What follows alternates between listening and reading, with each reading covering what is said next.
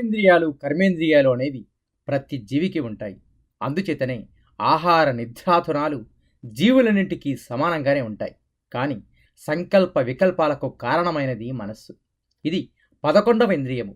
మానవుడికి మాత్రమే ఉంటుంది. దీనివల్లనే మానవుడికి యుక్తాయుక్త విచక్షణ అనేది ఉంటుంది. ఏది ధర్మం, ఏది అధర్మం అనే విషయాలు నిర్ణయించుకోగలుగుతాడు. మనోరూపమైన చెరకు విల్లును ఎడమవైపు క్రింది చేతితో ధరించి ఉంటుంది. బాణం వెయ్యాలి అంటే ఎడమ చేత్తో ధనస్సును పట్టుకుని కుడి చేతితో నారి సారించి బాణం వదలాలి. అందుకని పరమేశ్వరి ఎడమ చేతిలో ధనస్సు ఉంటుంది. ఇది క్రియాశక్తి, మన్మధుడి ఆయుధం చెరకు విల్లు. అందుచేతనే కాళిదాసు ఆ దేవుని స్తుతిస్తూ పుండ్రేషు పాశాంకుశ పుష్పభారహస్తే అంటాడు. అంటే చేతిలో చెరకు విల్లు, పాశము, అంకుశము ధరించినది మన్మధుడు. అంటే మనసును మధించేవాడు. అతడి యొక్క విల్లు తీయనైన చెరకుతో చేయబడింది. అదేవిధంగా పరమేశ్వరి చేతిలోని విల్లు కూడా చెరకు విల్లే. ఆవిడ మనసు కూడా మధురమైనది. కోదండము శత్రుభయంకరము, మనసు చంచలమైనది. దానికి స్థిరత్వము ఉండదు. అందుకే మనసు కోతి లాంటిది. కోతి ఒక కొమ్మ మీద నుంచి ఇంకొక కొమ్మ మీదకు ఏ విధంగా గెంతుతుందో అదేవిధంగా మనసు కూడా ఒక విషయం నుంచి ఇంకొక విషయం మీదకు వెడుతూ ఉంటుంది. మనసును నిశ్చలం చేయగలిగితే సమాధి స్థితి వచ్చినట్టే. ఎప్పుడైతే సమాధిలోకి వెళ్ళగలిగాడో అప్పుడు అతడికి ఆత్మ సాక్షాత్కారమైందన్నమాటే.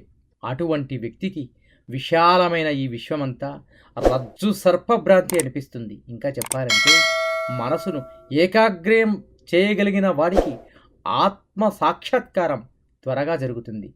విషయమే ఆకారంగా గలది మనసు. జీవుల యొక్క మనోవృత్తియే దేవీ చేతిలో ఉన్న కోదండము. మనసు అనేది కామనాశక్తి, సంకల్ప వికల్పాలనబడే 11 మనోవృత్తుల చేత ప్రభవించే కర్మాగారమే మనస్సు.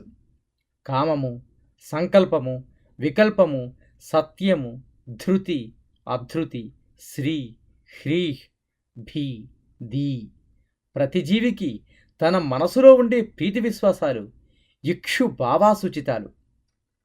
ఈ 11 మానసిక అవాంతర భేదములు. మనసులోని ఈ అవాంతరము ప్రాణి యొక్క జ్ఞానాన్ని బట్టి ఉంటుంది. ఇవి సామాన్యుడి యందు ఒక రకంగా ఉంటే ఉత్తముడి యందు ఇంకొక రకంగా ఉంటాయి. పామరుడికి నిత్యము సత్యము అనిపించే ఈ జగత్తు జ్ఞానికి అనిత్యము అనిపిస్తుంది, అస్థిరము అనిపిస్తుంది. జీవి యొక్క స్థూల దేహము నశిస్తుంది, కానీ సూక్ష్మదేహము నశించదు. అది గత జన్మలో చేసిన పాప పుణ్యాల వల్ల లభించే స్వర్గ నరకాలను అనుభవించి కర్మ ఫల శేషాన్ని అనుభవించటానికి ఇంకొక జన్మ ఎత్తుతుంది. గత జన్మ చివరలో ఏ కోరికలుంటాయో, దేన్ని గురించైతే మరణకాలంలో తీవ్రంగా ఆలోచిస్తుంటాడో వాటి యొక్క వాసనలు ఈ జన్మలో కూడా ఉంటాయి. వాటికి తోడుగా క్రొత్తవి కూడా వస్తాయి. వీటి అన్నింటినీ ప్రవర్తింపజేసేవాడు పరమేశ్వరుడు. మనస్సు అనేది క్రియాశక్తి. అందుచేతనే క్రియాశక్తి రూపమైన ధనస్సు మనస్సుగా చెప్పబడుతుంది.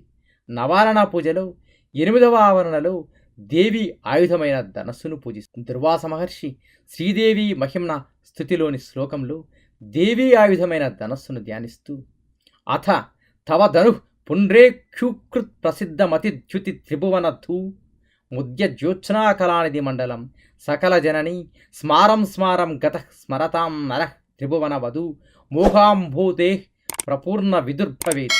తల్లి, నీ చేతిలో ఉన్న పుండ్రేక్షు చాపము లోకాలలోని సుందరీమణుల మనస్సులలో విరహ బాధ కలిగిస్తుంది. అటువంటి నీ దుఃఖ బీజాన్ని ఉపాసించేవాడు స్త్రీలను వశం చేసుకోగలుగుతాడు. శ్రీమాత్రే నమః. నీలో నీకు నమ్మకము కలిగినప్పుడే నీవు దేవుడిని నమ్మగలవు. శతం జీవ శరదో వర్ధమాన శతం హేమంతాన్ శతం వసంతాన్. 100 శరత్తులు, 100 హేమంతాలు, 100 వసంతాలు వర్ధిల్లుతూ జీవించండి. ఇట్లు BVS.